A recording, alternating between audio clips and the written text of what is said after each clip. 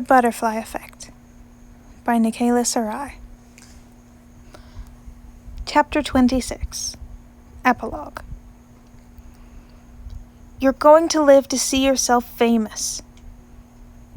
Virgil licked his lips, staring at faded numbering on the apartment door, his hands white on the strap of the messenger bag slung over his shoulder.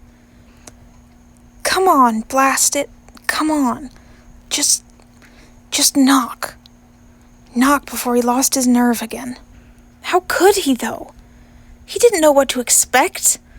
Just because the stranger on the bridge had said those words then, those words that had wormed their way into his head and echoed through his mind the entire time he'd been in the hospital, the entire time he'd gone through therapy, the entire time he'd spent sleepless nights struggling to find the right words to put to paper to try and prove him right, prove that he could leave a mark on the world. Didn't mean that Roman Sanders would still mean those words now. Virgil swallowed. Not after. He grimaced, blowing his bangs out of his eyes. Come on, face it, knock. If he hates you, at least you'll know. You'll never have to see him again. But did he want that little bubble of confidence in his life to pop? You're going to live to see yourself famous. He'd ruined this guy's life, after all. Roman Sanders, an aspiring actor, known for his singing among his friends, forever silenced after rescuing an idiotic coward on the bridge. Roman had almost died that night when he used his body as a shield to protect Virgil from the impact of the ship passing by below. His fingers unglued themselves from the strap to touch the half-moon scar by his right eye. He owed this man his life, owed him big. But what do you say to the guy who basically gave up his life in order to save yours? A simple thank you could hardly cover it. It couldn't bring back his lost voice. It couldn't bring back lost time. It couldn't bring back the lost career. And it definitely couldn't cover Virgil's lack of contact with him before now. Only a coward would wait nearly a year to thank their rescuer. You're going to live to see yourself famous. No. He couldn't face the man until he had a proper thank you prepared. And only now could he give it. He could show Roman. Heart pounding in his chest, Virgil knocked. 2 quick taps on the door. His breath caught in his throat, the blood roaring in his ears as he went pale, taking a step back. Oh no, he'd knocked! He'd actually knocked! Why did he do that? He had to run, he had to go! But his feet refused to move, rooted to the ground as his ears caught the fumbling of the locks on the other side. Oh, blazes, this was it. It was happening. The door was opening. The man opened the door with a smile that froze on his face, his eyes going wide as he stared at Virgil. Roman Sanders. Virgil recognized him from the pictures. There was no doubt that was who stood in front of him. Did Roman hate him? He totally hated him. No, wait. There was no disgust there, only surprise. Of course there would be surprise. It had been a year, if Roman even remembered him at all. Virgil swallowed, the corner of his mouth twitching upwards as he flicked his hand in a wave. Hey, he said, immediately regretting speaking as soon as the word left his lips. Hey? Who said hey anymore? He shifted his feet. You probably don't remember. Roman surged forward, grabbing Virgil into a tight hug, practically squeezing the air out of his lungs. Warmth. Overwhelming warmth. He could barely process the sensation before Roman pulled back, keeping his hands on Virgil's shoulders as he looked him up and down. Roman smiled, tears in his eyes as he gestured with one hand. You're alive, he mouthed. Virgil ducked his head, feeling all the more guilty about waiting. Yeah, I am, he exhaled, forcing himself to look up, to meet the first face besides a therapist who'd been genuinely happy to see him. "I'm sorry about not coming." Roman shook his head, still grinning, making a negating gesture, his fingers twitching as if he wanted to move them more. Virgil licked his lips. Roman couldn't speak. "My adoptive parents were deaf," he said quietly, and wasn't that its own can of worms right there? "So, I know sign." Roman's eyes quite literally lit up as he grinned wide. "Really? Great!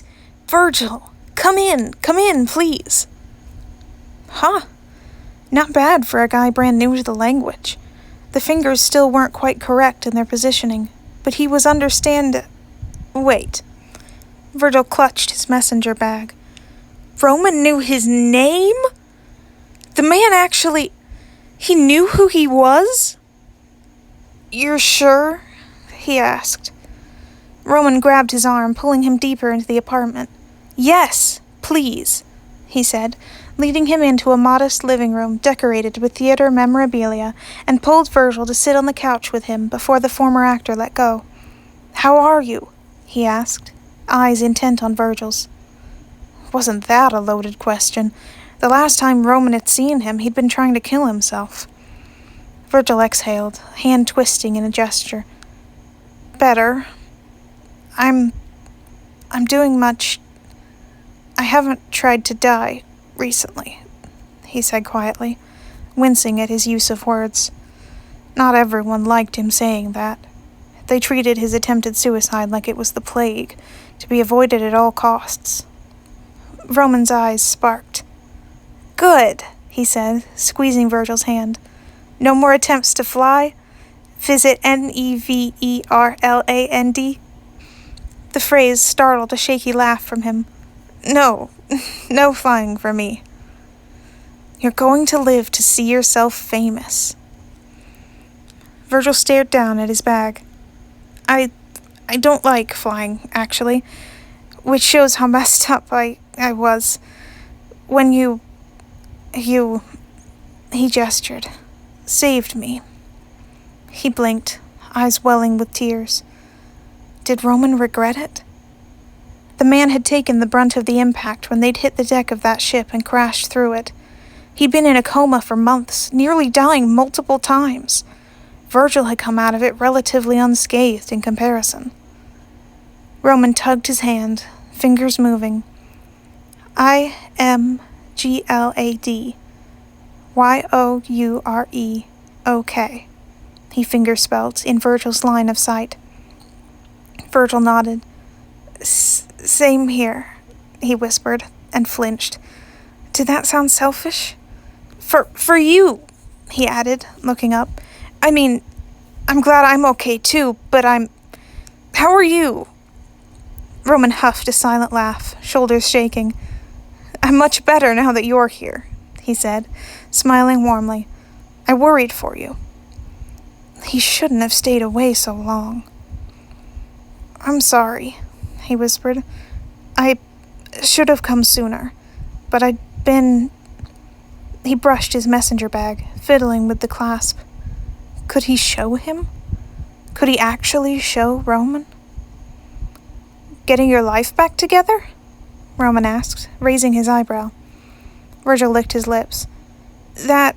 Yeah, I'm seeing a therapist and such, but I've been working on..." He pulled out the book, handing it to Roman before he could think better of it.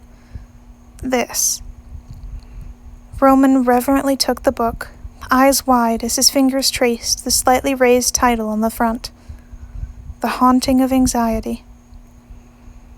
"It's being published at the end of the month," Virgil said, heart jumping into his throat as Roman opened the book, flipping through the pages.